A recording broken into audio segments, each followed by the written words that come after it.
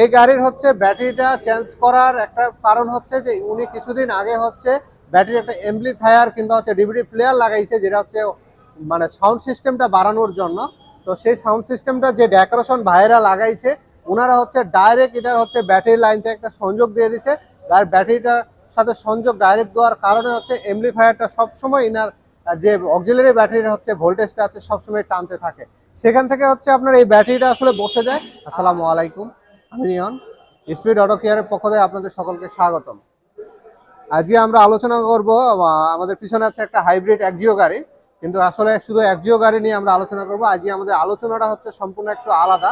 আমরা যিনারা sound system কিংবা ডিভিডি প্লেয়ার কিংবা হচ্ছে অন্যান্য সাউন্ড সিস্টেম লাগানোর জন্য হচ্ছে চেষ্টা করতেছি, ওনাদের জন্য হচ্ছে এই ইনফরমেশনটা। এবং যিনাদের গাড়ি হচ্ছে ব্যাটারি, যেটা হচ্ছে 12 ভোল্টের অক্সিলারি ব্যাটারিটা আছে কিংবা 24 ভোল্টের অক্সিলারি ব্যাটারিটা আছে, সেই ব্যাটারিগুলো যিনাদের হচ্ছে গাড়ি বন্ধ করে রাখার পরে হচ্ছে বারবার হচ্ছে বন্ধ হয়ে যায় কিংবা হচ্ছে দেখা যাচ্ছে ব্যাটারির চার্জটা একেবারে ডাউন হয়ে যায়, তাদের জন্য হচ্ছে একটা ছোট্ট ইনফরমেশন আমরা দেওয়ার চেষ্টা করবো আজকে। এনার হচ্ছে হাইব্রিড ব্যাটারিটা হচ্ছে যে আছে সেটা সম্পূর্ণ ভালো আছে। অক্সিলারি ব্যাটারি যেটা আছে এটা ব্র্যান্ড নিউ লাগানো আছে, তারপরও হচ্ছে এই গাড়ির হচ্ছে ব্যাটারিটা বসে যাচ্ছে। খুব বেশি দিন হয়নি, 15-20 দিন আগে হচ্ছে আমরা এটা অক্সিলারি ব্যাটারিটা লাগাই দিছি, তারপরেও এই গাড়ির হচ্ছে ব্যাটারিটা বসে গেছে। এই গাড়ির হচ্ছে ব্যাটারিটা চেঞ্জ করার একটা কারণ হচ্ছে যে উনি কিছুদিন আগে হচ্ছে ব্যাটারি একটা এমপ্লিফায়ার কিংবা হচ্ছে ডিভিডি প্লেয়ার লাগাইছে, যেটা হচ্ছে মানে সাউন্ড সিস্টেমটা বাড়ানোর জন্য। তো সেই সাউন্ড সিস্টেমটা যে ডেকোরেশন ভাইরা লাগাইছে, ওনারা হচ্ছে ডাইরেক্ট এটার হচ্ছে ব্যাটারি লাইন থেকে একটা সংযোগ দিয়ে দিছে। আর ব্যাটারিটার সাথে সংযোগ ডাইরেক্ট দেওয়ার কারণে হচ্ছে এমপ্লিফায়ারটা সবসময় ইনার যে অক্সিলারি ব্যাটারির হচ্ছে ভোল্টেজটা আছে সবসময় টানতে থাকে। সেখান থেকে হচ্ছে আপনার এই ব্যাটারিটা আসলে বসে যায়। আর কিছু গাড়ি আছে যে নন হাইব্রিড কিংবা হাইব্রিড, যে কিছু ইলেকট্রিক প্রবলেমের কারণে চোরা কারেন্ট টানে, এই কারণে হচ্ছে ব্যাটারি বসে যায়। কিন্তু বেশিরভাগ আমরা এই ধরনের গাড়িগুলোতে পাইছি যেসব গাড়িগুলোতে আমরা এক্সট্রা সাউন্ড সিস্টেম লাগাচ্ছি, তো ওই গাড়িগুলোতে বেশি এই অক্সিলারি ব্যাটারিটা বসে যাওয়ার প্রবণতা বেড়ে গেছে কিংবা হচ্ছে বেড়ে যায়। তো এখানে হচ্ছে আমাদের ডেকোরেশন ভাইয়েরা, শুধু যে ডেকোরেশন ভাইয়েরা আছে নিজস্ব বিজনেসের জন্য, ওনারা হচ্ছে আমাদের গাড়িগুলোতে বিভিন্ন রকম কিংবা আমাদেরকে হচ্ছে বিভিন্ন রকম পরামর্শ দিয়ে থাকে যে আপনারা একটা সাউন্ড সিস্টেম বাড়ানোর জন্য হচ্ছে এই প্লেয়ারটা লাগান কিংবা হচ্ছে এই সাউন্ড সিস্টেমটা বাড়ান, এগুলো আমাদেরকে পরামর্শ দিয়ে থাকে। কিন্তু ওনারা যখন ফিটিং করতে যায়, ওনাদের হচ্ছে হাতে খুবই সময় কম থাকে। ওনারা আপনার গাড়ি নিয়ে ভাবে না, তাদের ব্যবসাটা নিয়ে ভাবে, এবং হচ্ছে ওনাদের কাছে অনেক কাজ থাকে, ওনারা মহা ব্যস্ত মানুষ থাকে। তো এই কারণে হচ্ছে এই গাড়িগুলো হচ্ছে ডাইরেক্ট ওনার একটা সংযোগ টানে দিয়ে শুধু জাস্ট আপনাকে দেখাই দেয় যে এই যে সাউন্ড সিস্টেম বাজ দিছে, কিন্তু এই গাড়ির ভোল্টেজ কতটা ব্যাটারি টানতে পারবে কতটা টানতে পারবে না, আপনার গাড়ির কি পরবর্তীতে ক্ষতি আছে, সেই জিনিসগুলো ওনারা একবারও আপনাকে বলেও দেয় না কিংবা চিন্তাও করে না, শুধু নিজস্ব বিজনেসটা করার জন্য।